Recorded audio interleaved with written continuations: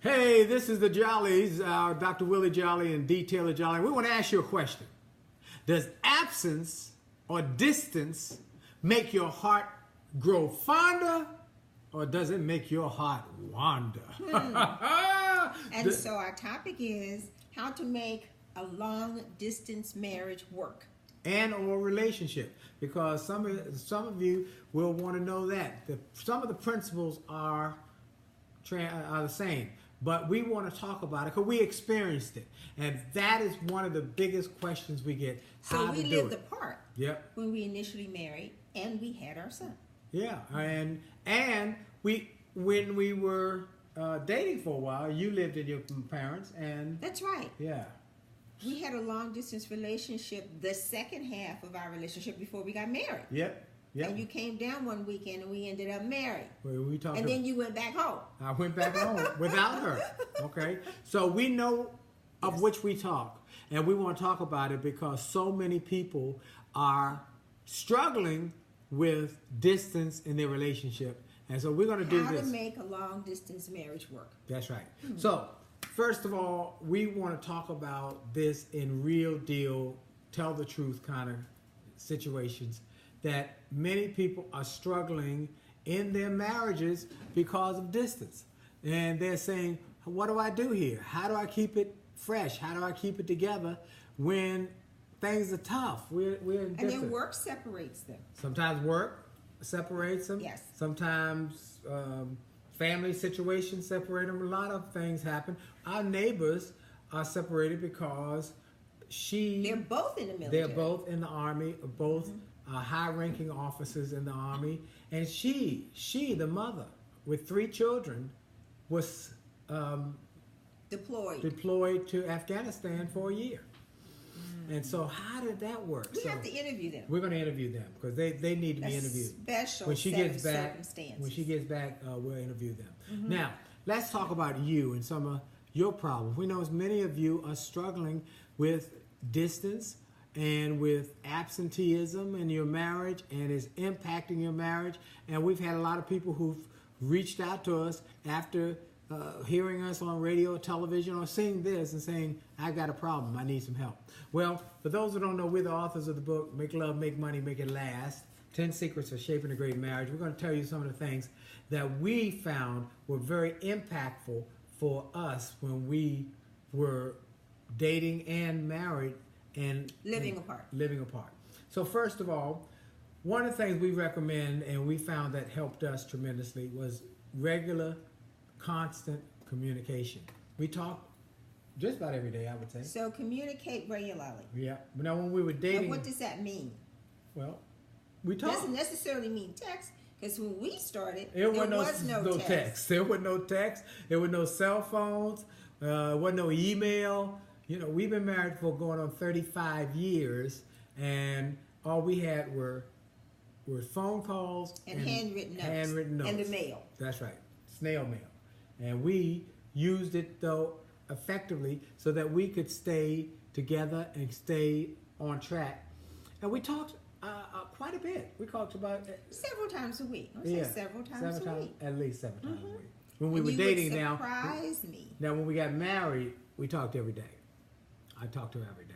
And that was, I think, was the major difference. When we were dating, we talked several times a week. Several times a week. And when we got married, we talked every day. Now, we weren't together. I mean, she wasn't there more than... You were there a year.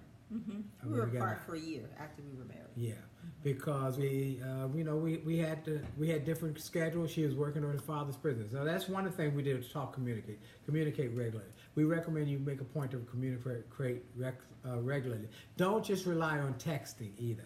Now, I would say that texting is we didn't have modern. that. Yeah, we didn't have that then, but we would recommend you not just rely on texting, because texting is not personal, and there's some things that can't be communicated through text or email that really do The emotion in your voice. require you to talk. I give you an example. Dee and I, for a number of years, taught the Effective communication skills course for our church. yes, we called it speaking with bold assurance. I was trying to remember the name of it. And one of the things we taught was the influence and impact of inflection on the meaning of a conversation. Emphasis on different words using the same sentence. So here's what we taught. And we're going to give you the same sentence a number of different ways. I didn't say you stole that car. I didn't say you stole that car. I didn't say you stole that car. I didn't say you stole that car. I didn't say you stole that car. I didn't say you stole that car. I didn't say you stole that car. Now, emphasis on different words each time. Each time it had a different meaning because of the emphasis. That's why texting is for great short communication, but some things can get lost in texting. So that's why we made a point, and we make a point to talk to each other, even now. And when we haven't, since I've been speaking, lived apart, but I traveled a lot initially, and I'd be gone for. So I was a single mom during the week, yeah, for all intents and purposes, which means I had to figure out how to get trash out. Tuesday night is trash night. So-and-so has basketball. Have to drop Latoya off of this program. William's got to go here. So there were two of them, and they had different schedules, and I had to work it out when I was a single mom because he was on the road traveling. So, but we talked every day. We talked through it, and we communicated. So what was going on? So we talked about, this is what's happening in the household. This is what's happening with the kids, and this is how I'm feeling. That's part two. Point two, communicate honestly. Communicate honestly. Sometimes I was like, I am just absolutely overwhelmed. You need to come home. You're going to come home Friday? Could you come home Thursday night? Right. You know, just... Or as soon as you got off the stage, can you get the next smoking flight coming back? Because I miss you. Now, let's talk about when we were dating versus when we first got married. We would talk honestly. I'd say, I miss you. I really need to see you. I need to come down there, or you need to come up here, or we got to find a way to... Or we'd have a rendezvous. We would have a rendezvous. Which takes us to the next. Visits. Choose to visit. And that's if you're dating or you're married and living apart. You have to figure out those special times. Let us get together. That's a rendezvous. It's a rendezvous. And a rendezvous. We had some planned rendezvous. Well, woo-hoo-hoo, ha ha ha, yeah. So we had great rendezvous, and they were always wonderful. And we got time to spend time with each other and love on each other. Yes. And it was good. But we planned those, and we talked about them. We looked forward to them. We put them in our schedule. We didn't have cell phones. I had a date timer, and I write nothing on that weekend or nothing on that evening. And sometimes you could meet, because we were 3.5 hours apart. Right. And sometimes we would meet, what's in between 3.5 hours? So we'd each travel for an hour and a half. Yeah, that's right. And meet at some nice little spot. Yes, nice little. For a quick weekend. And they were good weekends, great weekends. Okay, the next one. So we have communicate regularly. Let's go back. Talk to each other. Honestly. Talk honestly. Tell the truth. Okay, and then create visits, planned and unplanned or last-minute visits where you can have a rendezvous. Yep. And visit each other's families. Now, why is that? So sometimes when you're married, visiting each other's families, they love the kids. Whew, I can have a break for a day or a couple of hours, and they can love on them while you relax or spend time with your mate. So one of the things you talked about was the power of a support system, because you had a support system in Virginia, and your mom, your aunt, and your dad. Your brother wasn't that much involved, but your mom. Well, my brother was out and about. Yeah, but they loved the idea. First of all, they didn't think that I was getting married and having children, so it was all such a shock. They were excited to have William. Yeah. And they said, well, you don't know what to do with a baby anyway. You've never changed a diaper, done anything. So bring that baby to me. And I was like, that works for me because I figure out what I'm doing with this child. So it worked out very well. It did. Everybody doesn't have a support system, but we were very blessed to have that. And we're talking about a great support system that we also didn't have to pay for. Right. That is a whole nother issue. I was sharing with Cheryl, actually, whose sister has a little one. And she was talking about how much she pays monthly, and it really is major. Yeah. You know, you can go from anywhere, like in the country in Virginia, $500 and some dollars a month to $2,500 a month for basic child care, which is where we are in Washington D.C. That's a lot of that. That could be a mortgage note. Right. So also, we would have family time with my mom, and I would drive down and visit Dee and her family while we were dating, and then once we got married, we were only not together for a year. But one day I said, "This ain't gonna work no more." You did. I said, because I was really having a very comfortable time. I said, "This ain't gonna work." I had built-in babysitters, so I could work. And by the time I got back home, William had been fed, changed, played with, went out with all the cousins. So it was great. And seldom did I have to change diapers. Not that I really didn't know how, but everything was done for me, including I didn't have to cook. Oh, right. Praise the Lord. But I said one day, he did. this got to end.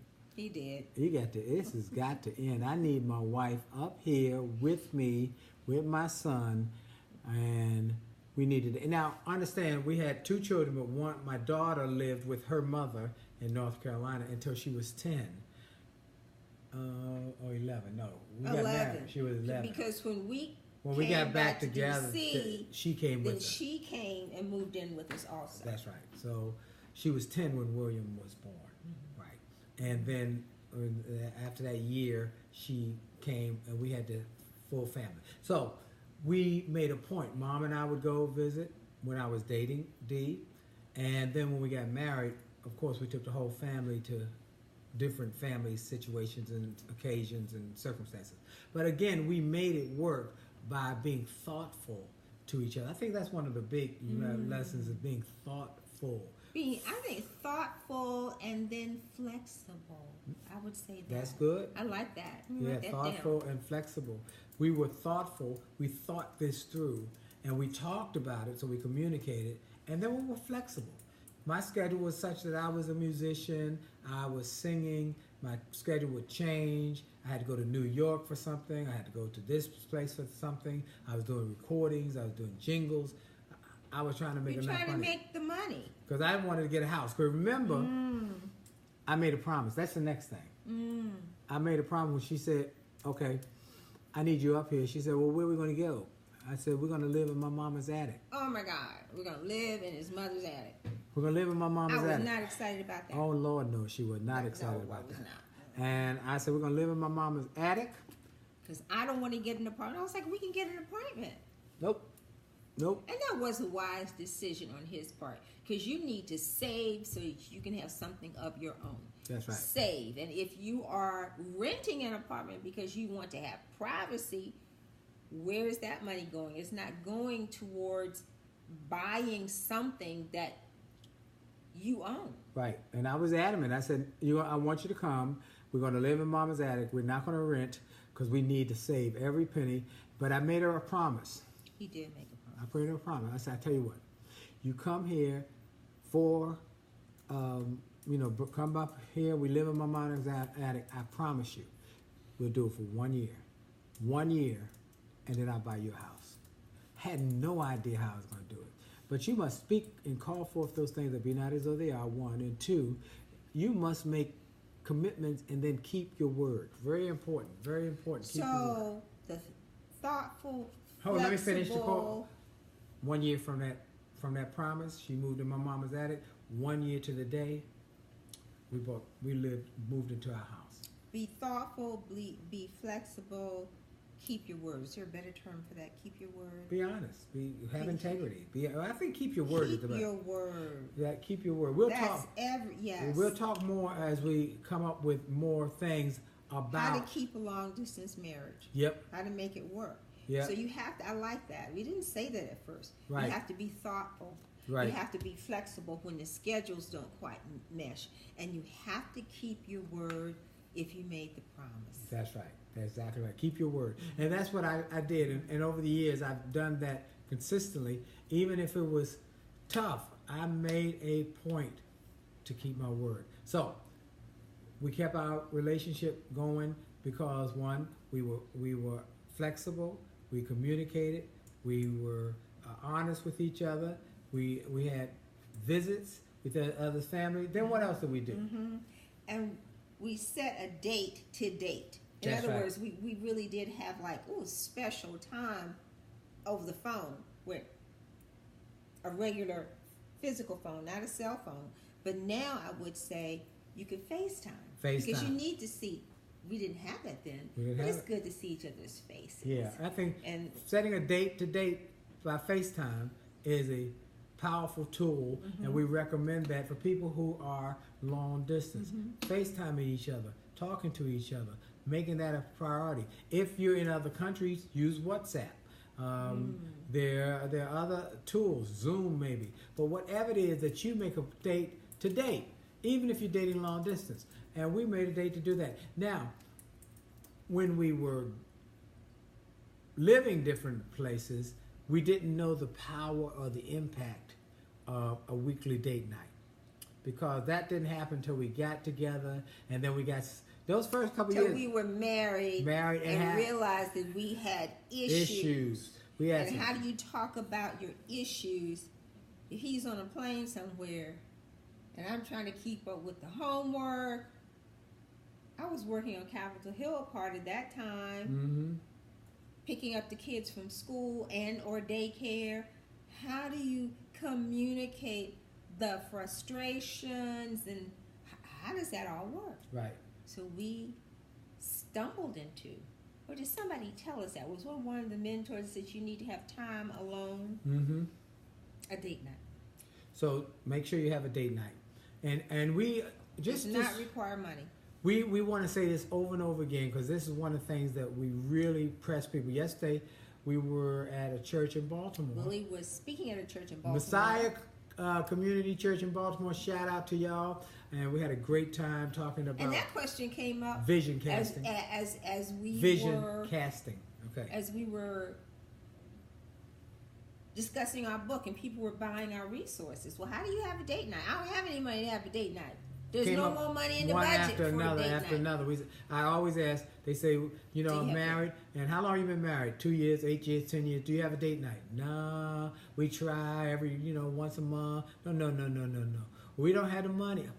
Doesn't take any money. It takes a commitment to time. We did not have any money. All we had was 99 cents, $1, to get some Jiffy Pop popcorn, put it on the stove. We pop it. Yeah, some of y'all don't even remember Jiffy Pop. I don't think it's around anymore. You put it on an oven on the stove. There's microwave popcorn now, but back then they had Jiffy Pop. You get it hot, it pop, you hit it, and it grows, and then you have your popcorn. That was our date. We would sit in our bedroom on this little. It was a bench, and I had a bench I had before I married you. That's right. So don't say it was a little rickety bench either. You broke it down though. And we'd watch Hill Street Blues, LA Law. Thursday night, our time was 9 to 11 for our date. The kids could walk by. They could go to the bathroom, get some water, whatever they need, but they couldn't come in.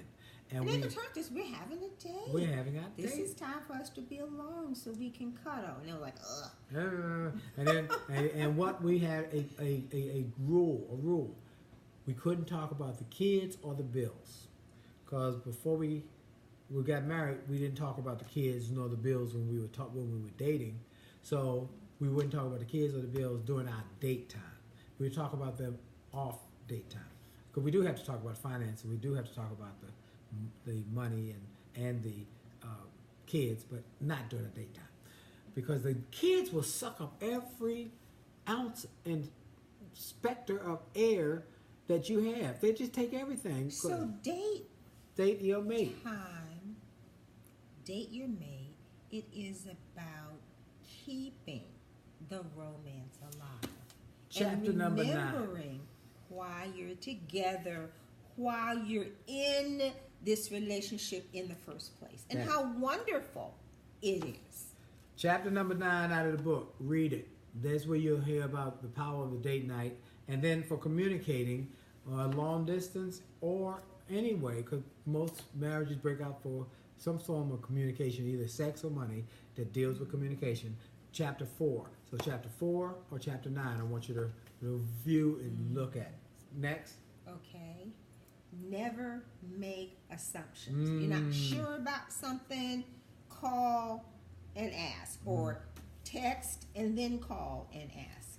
Assumptions. So you say assumptions. Well, okay, you said you're going to call me at 2 o'clock and it's 2:05. You know, what happened? You forgot? Or always give the person the benefit of the doubt. Page number 60. When you have a problem and you are acting like you are not happy, but you don't tell your spouse what the problem is, then the person is left with one option, which is to make an assumption. When assumptions are made, you are getting into quicksand. This is a no-win position. It doesn't work for anyone. Effective relationships, whether personal, business, or whatever, are built on not making assumptions, but rather on open and honest communications. Those who do win more. Boom. So we want to work on open and honest communication. Yep. Now it doesn't mean to be, when you say open and honest, it doesn't mean to say any foul thing that comes out of your mouth. No, open, honest. Open means I'm not going to withhold information. You know, Stephen Gaffney, in his book, Honest Communication, said that the worst communication is communication where you don't tell the person what's wrong. He said many people leave businesses, the good employees leave jobs, and they never told anybody what the problem was, what could have been fixed. Many marriages are broken because someone didn't tell the other one, this bothers me, or I've got an issue here. Or when you do that, they don't tell, and then it just snowballs. So you don't have an opportunity to work on how to communicate clearly and effectively with your mate, because that does take time to develop, because people come from different family cultures. Right. And in some families, they holler. That's Remember when we had a relationship seminar, and one couple said the wife she just went silent. Yeah. And the husband came from an environment where they talked about everything and they hollered and all that. And then that's how they resolved it. But because she wasn't used to the culture where they hollered and everything, even though they loved each other, that just made her clam up. Right. So communicating and talking and asking questions of each other will help you learn how to clearly and effectively communicate with the other person. Absolutely. So we want you to make a point to have open and honest. Stephen Gaffney, the last part of his saying is not what always said that's the problem, it's what's not said and withheld that is the problem. Okay, next. Okay, next. Create thoughtful surprises. Now, does that have to cost a lot of money? I don't think so. Nope. Give some examples of thoughtful surprises. Surprise. I'd send her some roses or some candy or a handwritten note. Or you bring me a cup of coffee. A cup of coffee is a whole bunch. Oh yeah, but that's here at home. But I'm saying in our long distance, I would send you something that I knew you Or might. you would send me a note on a napkin that you wrote on the train, which is something that I remember to this day. And it was so sweet. she keeps them. Yeah, I do. I have all of or most of the letters that he sent, and he wrote with such little teeny weeny handwriting. I was like, ah. And He's always writing. she would send me these notes on orange paper. I remember. Aww. I remember orange paper and an orange envelope, and it would be well written, very nice handwriting. But you didn't keep yours. Yes, I did. I got them. You got so much. I won't say stuff. I got stuff. So anyway, but so we little assumptions. I mean, little surprises that we would send to each other that would surprise each other. And they are keepsakes now, 35 years later, but they kept us together in those first And it makes me longest smile time. when I go back and I read just the thoughtful things that we were talking about back then. And I was working on her, and she didn't know how hard I was working. No, I was not aware. She thought we were just courting, dating, having a relationship, long distance. I'm thinking, how am I gonna get her to say yes? She keeps saying no. I gotta keep working. He was my good friend. That's And another I topic enjoyed we're gonna come up with, and how to date your best friend and make it work. We're gonna talk about that. That one, here's some of the things. Your questions are what prompt these shows, because many of the things are things right out of the book, but we want you to send your questions. The answers Some of the answers are found in the book. Topics though that we can use the book for resources. We're not going to tell you how to overcome an affair. I don't have that answer in this book. We can give you some things that we'll do to regain trust, because we've had time we've had to build and regain trust, just in the fact that those early years we were woo, but it wasn't because of an affair. Now we will tell you a resource, Side Chickology. Absolutely. Side Chickology is a book. If you're trying to recover from infidelity, you need to read Side Chickology by Keith Battle. Excellent book. Excellent. He's a pastor, but he had an affair, and he talked about how they had to regain trust, but what drove him to the affair, which was powerful. And his wife said, "Yes, I drove him." Ooh, it's so powerful. Side Chickology. So we could talk about how not to go there. I'm not going there, because I was screwed. Don't go there. All right. Okay, bonus. coming up February. Bonus. Oh, bonus is sweet talk. That's a whole nother topic, though. That's a whole nother. How you talk to your mate, and talking is not just words. It's also the physical, the eyes, and the touching, and everything. Absolutely. That's all a part of sweet talk. So we'll get to that. All right. And so then lastly, we got a seminar coming up. February 22nd. A big deal. We want to save Make a love, million marriages. Make money, and make magic. Make love, Online make money, and on site. On make site here magic. in DC, but online. So we got on site. You register, you can come to be with us in our space until that's sold out, or you can register. You can join us online. And join us right from your living room, bedroom, bathroom, wherever y'all want to get together. And the two of you can sit there and go through the process.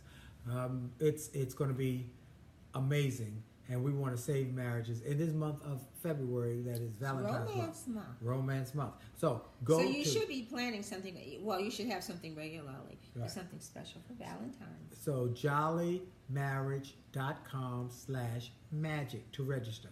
jollymarriage.com/magic. Again, if you want us to deal with some special issue or question or topic, send us an email at info@williejolly.com. info@WILLIEJOLLEY.com. We're excited also that we've got a new website that's prompted by my new daily show with Get Up Mornings with Erica Campbell. The new website, the new show is called Wake Up and Win with Dr. Willie Jolley, every morning at 8:20 on Get Up Mornings with Erica Campbell, 7:20 Central, 8:20 Eastern. So you can tune in, or you can go to getuperica.com if you don't have an affiliate in your area that airs the show every morning at those times, Eastern time, 8:20, and that's Get Up Mornings. No, Get Up Erica. Erica. ERICA. GetUpErica.com. Now, one of the things that we're excited about the new website is the show is called Wake Up and Win with Dr. Willie Jolley. The new website that launched today is winwithwillie.com. Winwithwillie.com, where you can get access to win in business, win in marriage, win in life, win with your young people, win in interest in speaking. So win, period. But a lot of wins. Win in your attitude, and win it in a minute. Minute motivation. We want to create a place where you can go and get all the information you need to win. So we encourage you to go there. Our time is up. It's more than up. is up. No, it's not quite up yet. We're almost up. Oh. See? Almost up. But we got 5 seconds. So we just want to say those 5 seconds. Thank you. Share this with everybody you know. Hit the love sign. Pass it on. We look forward to seeing you. Comment. We want you to be part of our community. We'll see you soon. This is Dr. Willie Jolley. And this is Dee Taylor Jolley. Jolley out.